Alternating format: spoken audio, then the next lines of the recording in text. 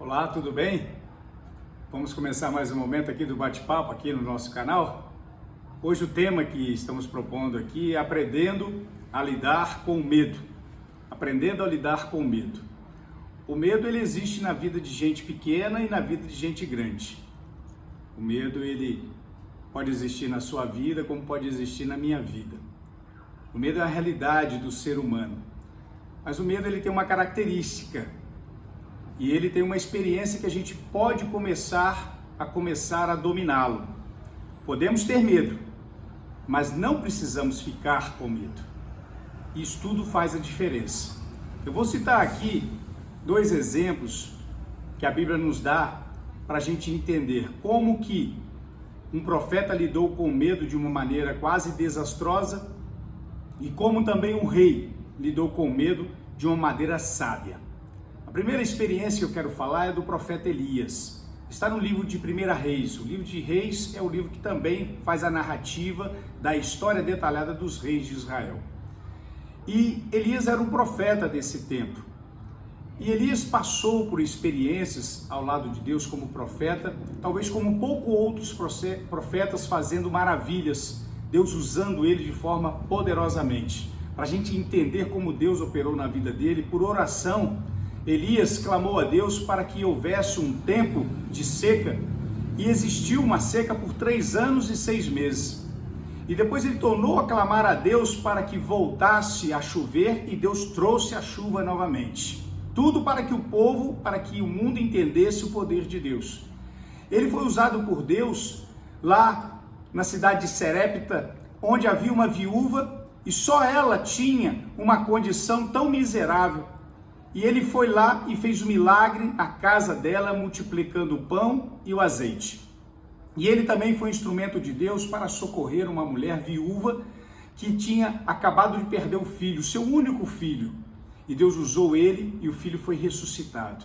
Elias também foi usado por Deus para humilhar os profetas de Baal, que tinham infiltrado a idolatria no meio do povo de Deus, fazendo que com que o rei estivesse voltando a sua adoração para Baal, um Deus inexistente, erigido de uma forma e que não revela verdadeiramente o Rei de Deus, que é Deus. E aí Elias foi usado e humilhou e derrotou eles. Mas Elias fraquejou no momento da vida dele. Quando a rainha Jezabel mandou caçá-lo e procurá-lo e determinou que ele iria ser morto por ela, Elias teve medo. Elias fugiu, se isolou no buraco de uma montanha e pediu a morte. Aí Deus precisou intervir na vida dele, mostrar a ele quem ele é, Deus verdadeiramente, para poder retirar ele dessa angústia profunda, dessa depressão profunda, para mostrar que o valor que Deus dá à vida dele, a sua vida, a minha vida, é maior do que qualquer outra coisa, é maior do que qualquer medo. O outro exemplo que nós temos é um exemplo que nós encontramos no livro de Crônicas, 2 Crônicas, também fala dos reis de Israel, e fala de uma experiência detalhada deles também, dando continuidade ao livro de Reis. E um dos reis que a gente quer mencionar aqui é Josafá. Josafá sucedeu ao reinado do seu pai, Asa.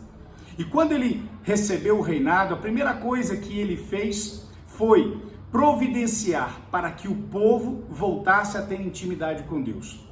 Ele tirou a idolatria do meio do povo, ele quebrou os ídolos e ele trouxe para o povo uma intimidade com Deus, lendo os mandamentos, trazendo o povo a se converter novamente a Deus verdadeiramente.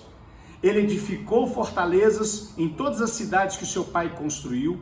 Ele teve um exército acima de 1 milhão de homens dentro do seu reino.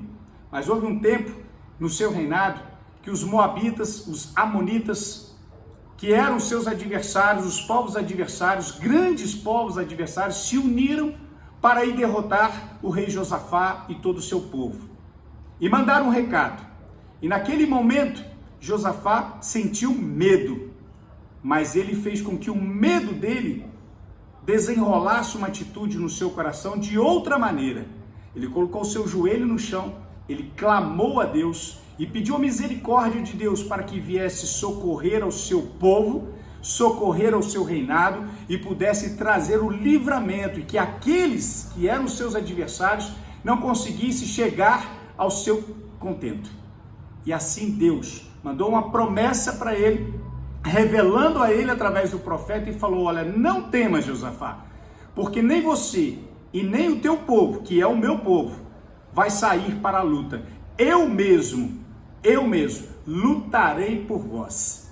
E naquela noite, o anjo do Senhor foi e destruiu todo o arraial daqueles dois exércitos que estavam ali para lutar contra eles. E no dia seguinte, quando Josafá e seu povo chegou no cume da montanha e olhou, todos eles haviam sido destruídos, mortos. Deus lutou por eles. O que aprendemos pelo medo? O medo é isso. Pode bater na sua vida por qualquer circunstância, como também na minha vida. Mas nós não precisamos ficar com medo para ele nos destruir. Existe um caminho, existe uma vitória que é em Deus. E se você confia em Deus, às vezes até quando vacilamos, Deus vai intervir por nós. E este é o consolo.